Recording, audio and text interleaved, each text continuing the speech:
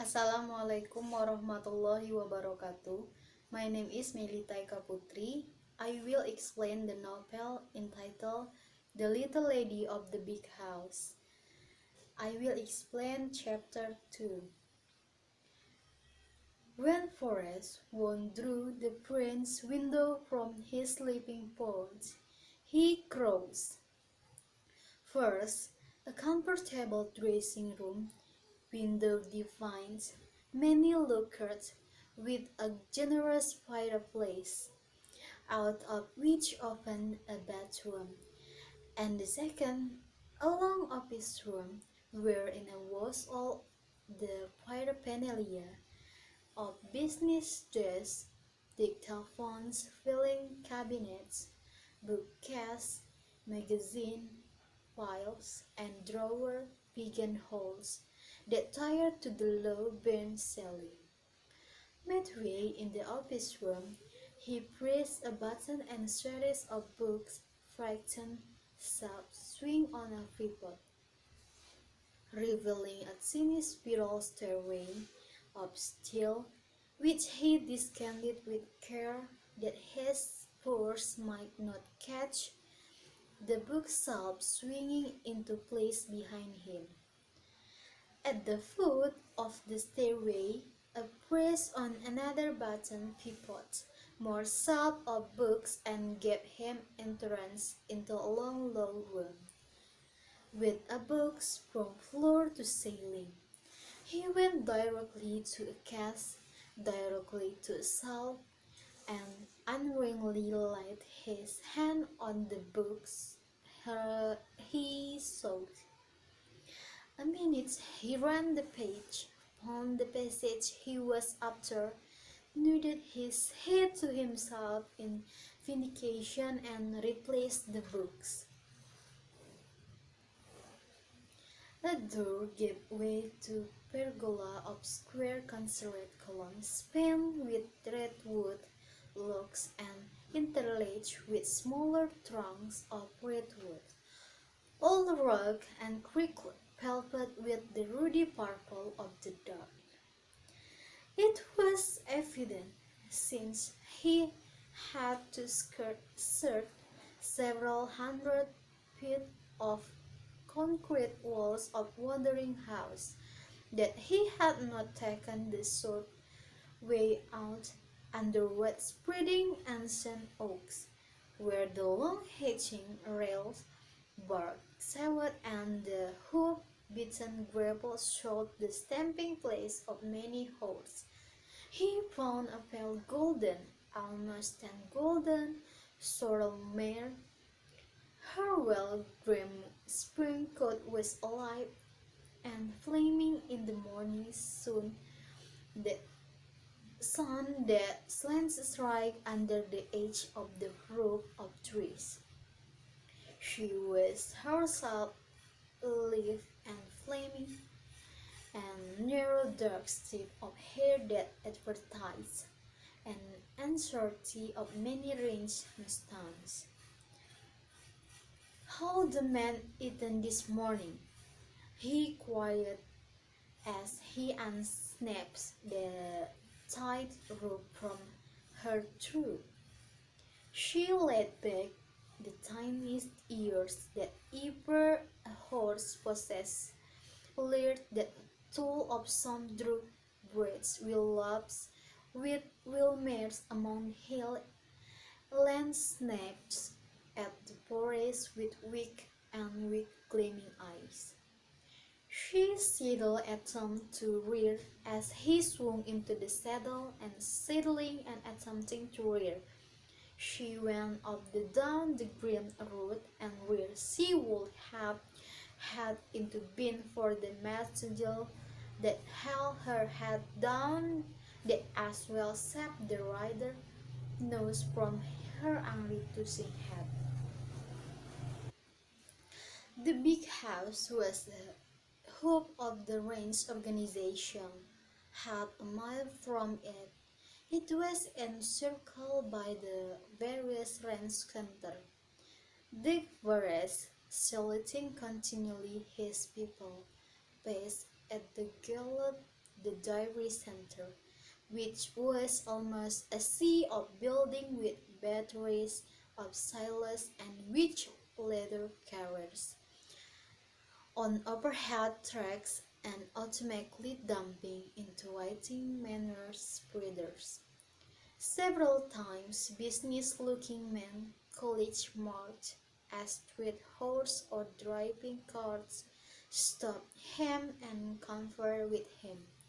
They were foreign men, head of department, and they were as brief and to the point as was he.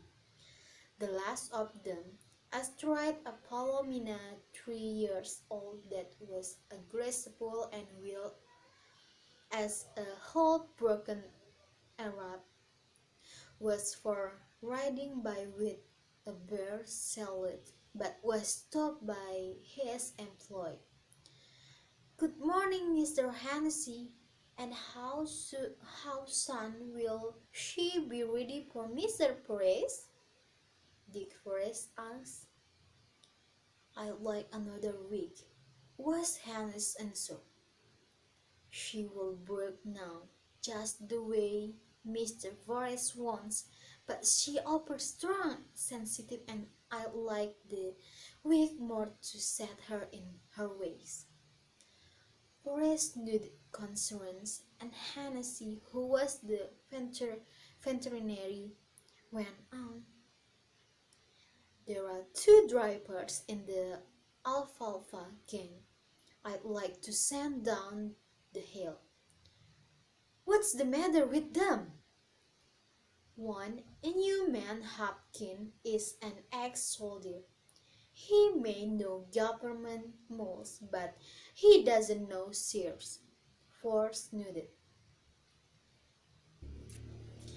"The other has worked for us 2 years, but he drinking now, and he takes his hang up and out on his horse. That Smith, old-time American, smooth sap with a cast in the left eye," Boris interrupted. The volunteer nodded. "I have been watching him," Forrest concluded. "He was a good man at first, but he slipped. A cook recently sure sent him down the hill and sent that the that other fellow Hopkins, you said, along with him, by the way, Mr. Hennessy." As he spoke, Forrest drew for his pet books, tore up the last note, scribbled and crumpled it his hand. You have, you have a new horse, sure, in the shop. How does he strike you?" "He's too new to make up my mind yet." "Well, send him down the hill along with the other two. He cannot take your others. I observed him just now fitting a shoe to old Alden Bessie by receiving of half an inch of two ropes. He knew better." "Send him down the hill," Forrest repeated, as he tinkled his camping mount with the slightest of spurt tinkle and shot her out along the road, swinging head, tossing, and attempting to rear. Much he showed that pleased him once he marked aloud a pet lamb. A pet lamb? The first thing he showed did not please him, and that one to not with his terrible pet, completing the circle about the big house and riding. A woman, even a girl woman, will have her way where mere men are concerned. Australian mother, unable to dispute his employer a figure, but resolved to look them out. "And your girl woman will go to Stanford," Boris laughed as he prepared to leave his mare into a gallop. "And you and I and old man to the end of time. We'll see to we'll see to it that they do have their way. Grilling smiled to himself as his employer demised down the road. For Salim knew his Kipling and the dog that caused the smile was, "But where is the kid of your arm, Mrs. Forrest?" He decided to to repeat it to Mr. Squirrelin. Over the breakfast coffee, once again, Big Forest displayed ear. He gained the big house. The man he addressed as Medwell, who was his horse manager as well as pasture expert, and who was reputed to know not only every blade of grass on the range, but the length of every blade of grass, its age from seed germination as well. At the signal from Paris, Hal drove up to court. He was driving in double-breaking car.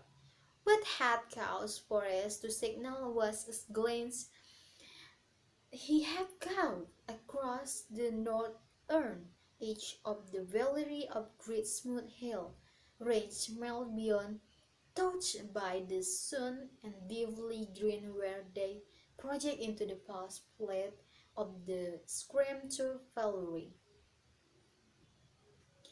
The talk that followed was quick and abbreviated to term of understanding between two then who knew grace was subject, mentioned what met of winter rainfall and of the chance for late spring rains to come.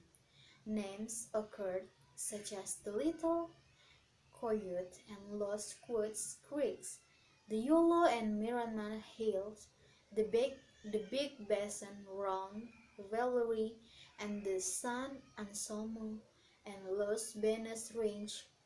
Movement of hard troops past, present, and come were discussed, as well as the outlook for cultivate hay at part of land pasture and estimate of such hay that still remain over the winter in remote barn in the sheltered mountain valleys where herd had winter and been fed. Under the oaks, at the stamping post, Boris was saved the trouble of trying the men either. A stamblem came on the run to take the mare, and Boris, scared pushing for a word about horse by the name of Dudy, was clanking his spur into the big house. Okay, I think enough for the explanation or retelling the novel. The last say, wassalamualaikum warahmatullahi wabarakatuh.